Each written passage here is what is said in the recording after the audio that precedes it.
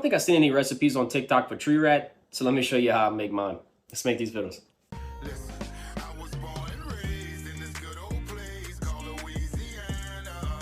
Heat up that oil, brown your sausage on both sides. I use some green onion, fresh sausage.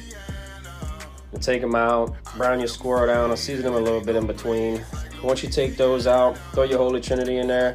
I use 2 yellow onions, a green bell pepper, and 2 sticks of celery. I put in a little beer. I use Michelob because that's what I drink. Everybody's coming after my beer. I don't understand why. That shit got low calories. It's whatever. Season that up a little bit. Once it's sauteed, throw some garlic in there. Saute it a little bit more. Low sodium chicken broth, 4 cups of water. Season it with some Cajun seasoning. Some onion powder, garlic powder, black pepper, some cayenne. Cooked it for about an hour. After that, I came back and I broke up them sausages into some pieces. Cooked it total for about 3 hours, but in the last 15 minutes, I came back and put in a little bit of potatoes. And right before it's done, I put some green onion and parsley, serving on rice.